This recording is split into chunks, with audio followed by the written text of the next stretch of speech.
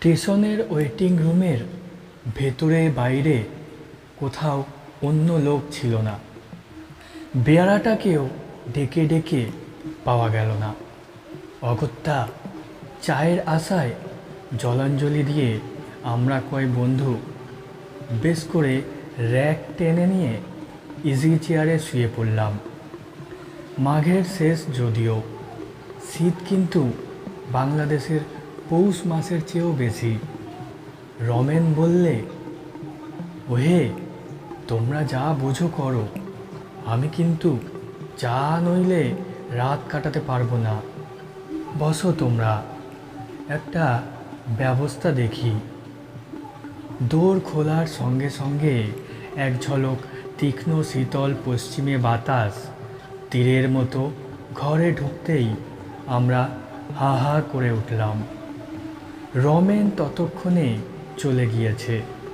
খোলা দোরটা বন্ধ করে দিতে গিয়ে দেখি বাইরে বেজায় কুয়াশা। পৃথ্বীশ আমাদের দলের দার্শনিক। এতক্ষণ সে র্যাক দিয়ে আপাদ মস্তক আবৃত করে শুয়েছিল। হঠাৎ মুখ খুলে গম্ভীরভাবে বললে, দেখ, আমার কিন্তু একটা আনকেনি সেন্সেশন হচ্ছে। কেন বলতো? আমি বললাম, কিভাবে আনকেনি? ভূত টুত? সে র্যাক খুলে ফেলে ইজি চেয়ারে উঠে বসল। চারিধারে চেয়ে দেখে বললে, তা ঠিক জানি নে, কিন্তু কেমন যেন। আমরা সকলেই ততক্ষণে পুনরায় খাড়া হয়ে উঠে বসেছি। সলিল বললে, বিচিত্র নয়, আমি একটা ব্যাপার জানি। এই রকম একটা স্টেশনের ওয়েটিং রুমে রাত 10টার পরে লোক থাকতে পারতো না। শুধু তাই নয়, একবার অনেক রাত্রের ট্রেনে এক ভদ্রলোক নেমে রাত্রের মতো স্টেশনের ওয়েটিং রুমেই ছিলেন। সকালেও তিনি ওঠেন না দেখে সকলে তুলতে গিয়ে দেখল তিনি অচৈতন্য অবস্থায় মুখ উপুর করে পড়ে আছেন। তারপর অনেক যত্নে তার জ্ঞান হয়। তিনি সকলের কাছে বলেন, শেষ রাত্রির দিকে এক সাহেব এসে তাকে ওঠায়। পরে হঠাৎ সে পকেট থেকে খুর বার করে নিজের গলায় বসিয়ে এমন জোরে টানতে থাকে যে কাঁচা চামড়ায় কাটার অস্বস্তিকর খ্যাচ খ্যাচ আওয়াজে তার সারা শরীর শিউরে ওঠে। তিনি চিৎকার করে লোক ডাকতে যেতেই দেখেন কোথাও কেউ নেই, সাহেবের চিহ্নও নেই ঘরে। তারপর কি হলো তিনি আর জানেন না। সেই স্টেশনে ওয়েটিং রুমের বাথরুমটার মধ্যে এক ছোকরা সাহেব ইঞ্জিনিয়ার কী জন্যে একবার ঠিক ওইখানে ওইভাবে গলায় খুর বসিয়ে আত্মহত্যা করেছিল। তারপর থেকেই এই ব্যাপার। আমরা সকলে আমাদের বাথরুমটার দিকে চেয়ে দেখলাম। লুপ লাইনের নির্জন পাহাড়ে জঙ্গলের ধারে, লাইনের ওপারে কেবল স্টেশন মাস্টারের কোয়ার্টার এবং লেভেল ক্রসিংয়ের ফটকে দারোয়ানের গুমটি। ওয়েটিং রুমের বাইরে স্টেশনের হাতার পরেই একটা ছোট্ট পান সিগারেটের ও চায়ের দোকান। দিনমানে এমনকি সন্ধ্যার একটু পর পর্যন্তও দেখেছিলাম। তারপর থেকেই আর দোকানের পাত্তা নেই। দোকান বন্ধ করে চলে গিয়েছে। গল্প ভালো জমতে না জমতে হঠাৎ দোরটা খুলে গেল। একটা কুলির হাতে কাঁসার থালার ওপর গোটা আস্টেক পেয়ালা ভর্তি চা নিয়ে ঢুকলো হাসি মুখে রমেন। ঢুকেই বললে, দেখছো, where there is a will there is a way. আমি বলেছিলাম না চায়ের ব্যবস্থা করবই। স্টেশন মাস্টারের সঙ্গে আলাপ হয়ে গেল। তার বাড়িও আমাদের জেলায়। তিনি বললেন, বিলক্ষণ, আপনারা ভদ্রলোকের ছেলে, বাঙালি, চা খাবেন এ তো সৌভাগ্য। ছাড়লেন না কিছুতেই, নিজের বাসা থেকে তৈরি করে পাঠিয়ে দিলেন। রমেনের কথা শেষ হতে না হতে দৌড় ঠেলে এক ভদ্রলোক ঢুকলেন। রমেন প্রায় খেলার পুতুলের মতো লাফিয়ে উঠে বললে, এই যে মিত্তির মশাই, আসুন আসুন। পরে আমাদের দিকে চেয়ে বললে, ইনি এখানকার স্টেশন মাস্টার হরিদাসবাবু, আসুন আসুন। ততক্ষণে হরিদাসবাবু টেবিলের সামনের হাতলশূন্য কেদারাতে আমাদের সকলের উদ্দেশ্যে অভিবাদনের জন্যে হাত উঁচু করে গরুরের মতো বসে আছেন। মিত্তির মশাইয়ের বয়স ৪৫-এর কম নয়। দোয়ারা গরম, কানের পাশের চুলগুলোতে বেশ পাক ধরেছে, মুখ দাড়ি কামানো, পশ্চিমের আটা জলে বেশ স্বাস্থ্যবান শরীর। আমি জিজ্ঞাসা করলাম, আপনি এখানে কতদিন আছেন মিস্ত্রি মশাই? আজকে এই আসছে ফেব্রুয়ারিতে ১.৫ বছর হবে। বড় কষ্ট মশাই, মাছ তো একেবারে মেলে না, বাঙালির মুখ মোটে দেখতে পাওয়া যায় না, তাই আপনারা আজ এসেছেন শুনে ভারী আনন্দ হলো। উনি চায়ের কথা যেমন তুললেন, আমি বললাম, তা আর কি, আমার বাসা যখন নিকটেই রয়েছে তখন কি আর, তা আপনারা কতদূর যাবেন সব? আমরা সাইকেলে দিল্লি যাব বলে বেরিয়েছি, ওপার থেকে আসছে কি না। এইখানে নদী পার হয়ে ভাগলপুরের পথ ধরে গিয়ে গ্র্যান্ড ট্র্যাঙ্ক রোডে উঠব ইচ্ছে আছে। ভাগলপুরের গাড়িটা ঠিক কটায় পাওয়া যাবে কাল সকালে? তারপর অনেক কথাবার্তা ও আমাদের ভ্রমণ সম্বন্ধে অনেক কৌতূহলপূর্ণ প্রশ্নের উত্তর এবং কথিত ট্রেন ঘটিত নানা আবশ্যকীয় সংবাদের আদান প্রদানের পর কথাবার্তার বেগ মন্দীভূত হয়ে পড়ল। কারোরই ঘুম পাচ্ছিল না। বিশেষ করে গরম চা খাবার পরেই আলস্য ও তন্দ্রার ভাবটা কেটে গিয়ে সকলেরই শরীর যেন বেশ তাজা হয়ে উঠেছিল। নির্বাণোন্মুখ কথাবার্তার শিসটাকে পুনরায় খোঁচা দিয়ে প্রদীপ্ত করবার জন্যেই আমি হঠাৎ বলে উঠলাম, হ্যাঁ মশাই, আপনার ওয়েটিংয়ে রুমে বোধটুক নেই তো? এ প্রশ্নের পরে সলিলের সেই অজ্ঞাত স্টেশনটির বাথরুম ও ছোকরা ইঞ্জিনিয়ার সাহেবের গল্প পুনরায় ফিরে এলো। পুনরায় আমাদের একচোট হাসি হলো এবং কেউ কেউ এমন ভাবের ভান করলেন যে এ স্টেশনের বাথরুম সম্বন্ধেও তাঁরা ভয়ের ধারণা পোষণ করেন। রমেন বললে, যত সব গাঁজাখড়ি। হরিদাসবাবু অনেকক্ষণ কোনো কথা বলেননি। আমাদের উপহার দেওয়া সিগারেটের চতুর্থটি ছাই ঝাড়তে ঝাড়তে তিনি হাই তুলে খাড়া হয়ে বসলেন।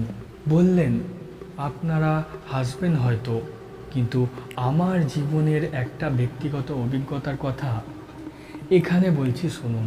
পরে তিনি পঞ্চম সিগারেটটি ধরিয়ে নিজের অদ্ভুত গল্পটি বলে গেলেন।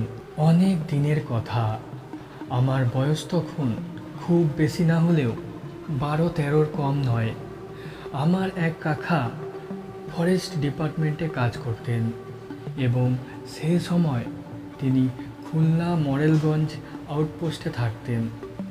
একবার কি উপলক্ষে তা এখন ঠিক স্মরণ হয় না, আমি আমাদের বাড়ির সকলের সঙ্গে কাকার কাছে বেড়াতে যাই। কাকা তখন ছিলেন খুলনার বাসাতে। সেইখানেই অনেক দিন আমরা ছিলাম। বেশি দিন থাকবার কথাবার্তা হওয়াতে আমি সেখানকার একটা স্কুলে ভর্তি হয়ে গেলাম। আমরা পুজোর পরটাতেই সেবার খুলনা যাই। কয়েক মাস পড়বার পরে গ্রীষ্মের ছুটি হলো প্রায় 1 মাসের উপর। কাকাকে ধরলাম তার সঙ্গে তার কার্যস্থান মডেলগঞ্জে যাব। কাকা আমায় নিয়েও গেলেন। কেউ ফাঁকি দিয়ে পুরনো লাইসেন্সের বলে জঙ্গলে মোম মধু সংগ্রহ করে কিনা পাহারা দেবার জন্য ফরেস্ট ডিপার্টমেন্টের বোট ও স্টিম লঞ্চ সব সময় সুন্দরবনের নদী, খাড়ি ও খালের মধ্যে ঘুরে ঘুরে পাহারা দিত। কতবার আমি কাকার সঙ্গে এই সরকারি বোটে সুন্দরবনের মধ্যে বেড়াতে গিয়েছি। আমার মনে এই সুন্দরবনের একটা অপূর্ব স্বপ্ন ছবি মুদ্রিত আছে। তখন আমি ছেলে মানুষ, সবে 13। শহর থেকে গিয়েছি। সুন্দরবনের অপূর্ব বন্য সৌন্দর্য এই 1 মাসের প্রতিদিন আমার ক্ষুধার্ত ব্যগ্র বালক মনে কি আনন্দের বার্তা বয়ে আনতো তা আমি মুখে আপনাদের বোঝাতে পারি না। আর কখনো সে দেশে যাইনি। অনেক দিনের কথা হলেও এখনও মাঝে মাঝে সুন্দরবনের, বিশেষ করে জ্যোৎস্না ওঠা সুন্দরবনের ছবি, অপরিসর খালের সঠির জঙ্গলে ভরা ঢালু পাড়, নতুন পাতা ওঠা গাব গাছের ও বন্য গোল গাছের সারি, খাড়ির মুখে জোয়ারের শব্দ, যখনই মনে হয় একটা জিনিসের জন্যে বেদনায় এই বয়সেও মনটা কেমন করে ওঠে। সেদিনের কথাটা আমার বেশ মনে আছে। সুন্দরবনের সেই অংশটা তখন জরিপ হচ্ছিল। তাদের একটা বড় লঞ্চ বড় গাঙের মাঝখানে বাঁধা থাকতো। দুপুরবেলা সেই দিন সেই লঞ্চটাতে আমাদের নিমন্ত্রণ ছিল। 4-5 জন আমিন, একজন কানুনগো, একজন কেরানি, সবাই বাঙালি, সব শুদ্ধ 7-8 জন লোক লঞ্চটাতে। খাওয়া দাওয়াটা খুব গুরুতর রকমের হলো। তারপর একটু গান বাজনাও হলো। বেলা পড়ে গেলে সেখান থেকে বিদায় নিয়ে আমাদের বজরাটা ছাড়লাম। ক্রমে রাত হলো, জ্যোৎস্না উঠল। খালের দুধারের নতুন পাতা ওঠা বনের মাথাটা জ্যোৎস্নায় চিকচিক করছিল। দূর থেকে নৈশ পাখির 2-1টা অদ্ভুত রকমের ডাক কানে আসছিল। জোয়ারে জলে মগ্ন গোল গাছের আনত শাখাগুলো ভাটার পরে একটু একটু করে জল থেকে জেগে উঠতে লাগলো। বাঘের উপদ্রবের ভয়ে সব সময় আমাদের বজরাতে 2 জন বন্দুকধারী সিপাহী থাকত। তারা বজরার ওধারের তোলা উনুনে রান্না চাপিয়ে দিলে। রাতটা বড় গরম, গুমোট ধরনের। গাছের পাতাটি পর্যন্ত নড়ছিল না। চারিদিকে একটা নীরব থমথমে ভাব। ছইয়ের ভিতরে থাকবার উপায় নেই। বজরার ছাতে তক্তার পাটাতনের উপর এসব গ্রীষ্মের রাতে শুয়ে থাকতে খুব আরাম বটে, কিন্তু অপরিসর খালের দুধারের ঘন বন থেকে বাঘ লাফিয়ে পড়বার ভয়ে সেখানে থাকবার জো ছিল না। ছইয়ের মধ্যে বসে কাকা ও বিনোদবাবু দাবা খেলছিলেন। ছইয়ের ঘুলঘুলিগুলো সব খোলা। আমি নিকটে বসে বই পড়ছি। খেলতে খেলতে রাত হয়ে গেল 10টার বেশি। সিপাহীদের রান্না হয়ে গেল। কাকা কি একটা কঠিন চাল সামলাবার কথা এক মনে ভাবছেন। আমি মিটমিটে আলোতে আখ্যান মঞ্জুরি পড়ছি। বিনোদবাবু খেলোয়াড়কে সমস্যায় ফেলবার আত্মপ্রসাদে তাকিয়া ঠেস দিয়ে ঘুলঘুলির বাইরের ভাটার টান ধরা জলের দিকে চেয়ে আছেন।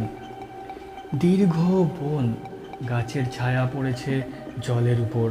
এমন সময় একটা ব্যাপার ঘটল। সামনের ঘন বনের মধ্যে অনেক দূর থেকে একটা উচ্চ সুস্পষ্ট কর্কশ অট্টহাসির রব উঠল। হা হা হা হা হা। অবিকল মানুষের গলার আওয়াজের মতো হলেও মনে হলো যেন একটা অমানসিক অস্বাভাবিক স্বর। আমরা কিছু ভাববার পূর্বেই সেই রকম আর একবার এবং তারপর আবার। হাসির শব্দটা এত উচ্চ ও তীক্ষ্ণ যে মনে হলো বনের গাছগুলো কেঁপে কেঁপে উঠছে। মাটি যেন কাঁপছে, বোটটা যেন দুলছে। সিপাহীরা তাড়াতাড়ি খাওয়া ছেড়ে উঠে এলো। কাকা, বিনোদবাবু, আমি সকলেই ছইয়ের বাইরে এলাম। গাছপালা ছবির মতো দাঁড়িয়ে আছে, কোথাও হাওয়া নেই, পাতাটি পর্যন্ত নড়ে না। সুমুখে জ্যোৎস্না রাতের চাঁদ বন গাছের আড়ালে ঢলে পড়েছে। বিনোদবাবু বললেন, কি মশাই রামবাবু, ব্যাপারটা কি? মাঝিরা ভারী ভয় পেয়ে গিয়েছে। তারা বজরার মাস্তুলের তলায় গোল হয়ে দাঁড়িয়ে এক দৃষ্টে বনের দিকে চেয়ে আছে। আমরা সকলে ছইয়ের মধ্যে ঢুকতে যাচ্ছি, এমন সময় আবার সেই হাসির শব্দ উঠল, হা হা হা হা। শব্দটি এত ক্রূর ও মর্মস্পর্শী যে আমাদের সকলের গায়ে কাঁটা দিয়ে উঠল। মাঝিরা দুই কানে হাত দিয়ে বলে উঠল, আল্লাহ আল্লাহ। কাকা ও বিনোদবাবু ছইয়ের মধ্যে পরস্পরের মুখ চাওয়াচাওয়ি করলেন। কাকা বললেন, কি মশাই, হয় না নাকি? কিন্তু তার মুখ দেখে ও গলার সুরে মনে হলো তিনি কথাটা নিজেই বিশ্বাস করেন না। তারপর পরামর্শ হলো নৌকোটা সেখান থেকে সরানো যায় কি না। কিন্তু ভাটার টান এত বেশি যে বড় গাঙের টান ঠেলে তত রাত্রে কোনো মতেই অত ভারী বজরাটা উজানে নেওয়া চলে না। অগত্যা সেইখানেই রাত কাটাতে হলো। সবাই জেগে রইল। কারুর চোখে ঘুম এলো না সে রাত্রে। শেষ রাত্রে একবার শব্দটা শুনলাম। বনভূমি নিস্তব্ধ, চাঁদ ডুবে গিয়ে নদী, আকাশ, বন অন্ধকারে একাকার। আমার চোখ ঘুমে ঢুলে এসেছে। এমন সময় অন্ধকার ভরা গভীর বনভূমির দিক থেকে আর একবার সেই বিকট হাসির রোল উঠল। শেষ রাত্রির চাঁদ ডোবা অন্ধকারে সেটা এত অমানসিক, এত পৈশাচিক ঠেকল যে তখন আমার বালক বয়স হলেও হাসিটার প্রকৃত রূপ বুঝে বুকের রক্ত যেন হিম হয়ে গেল। সকালে জোয়ারের মুখে বজরা ছেড়ে আমরা দুপুরের সময় স্টিম লঞ্চে ফিরে এলাম। সেখানে সব কথা শুনে প্রধান সারেং খালাসিদের মধ্যে কেউ কেউ বললে ওই শব্দটা এর আগেও তারা শুনেছে, তবে স্থানটা বড় গভীর বনের মধ্যে বলে সে দিকটায় লোক চলাচল খুব কম। শোনা গেল ওই বনের মধ্যে নাকি অনেক দূর গেলে প্রাচীনকালের ঘরবাড়ির চিহ্ন পাওয়া যায়। জঙ্গলের মধ্যে শ্রেণীবদ্ধ বৃদ্ধ বকুল গাছের সারি দেখে মনে হয় কোনো সময়ে সেসব স্থানে লোকের বাস ছিল।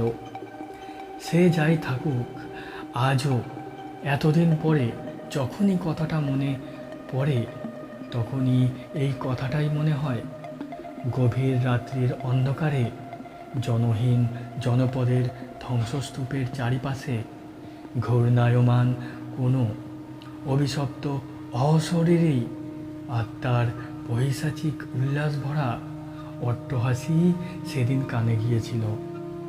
তাই হাসির রোলটা যখনই মনে আসে আজও এতকাল পরেও যেন সারা শরীর শিউরে ওঠে।